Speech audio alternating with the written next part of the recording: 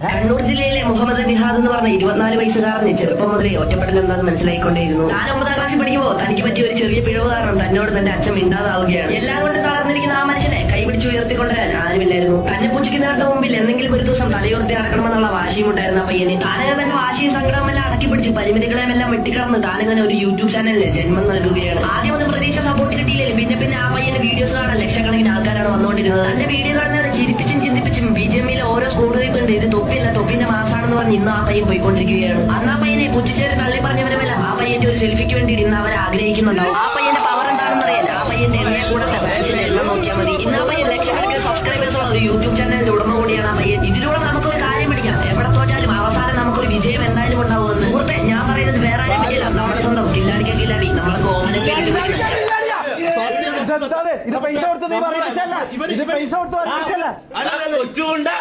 കൊറേ കുഞ്ഞു പിള്ളേർ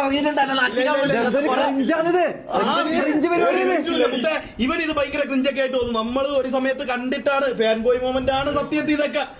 നമ്മളെ പോലെയുള്ള കുഞ്ഞിപ്പിള്ളേർ ഒരു സമയത്ത് അടുത്ത മാസം നിന്റെ സത്യമാണ് 65 വയസ്സാണ് കാണാൻ പോകുന്നത്. കാര്യം പറയണ്ടേ? അല്ല, നമ്മളെ പോലെയുള്ള കുഞ്ഞിപ്പിള്ളേർ ഒരു സമയത്ത് ഇത് ഇരുന്ന് കണ്ട ഒരു കാര്യമാണ്. അവിടെ നിന്ന് ഞാൻ ഇവിടെ എത്തി ഇങ്ങനെ ഒരു ചേഞ്ച് മനസ്സിലായി. നിങ്ങൾ അത് കണ്ടു നോക്കണം.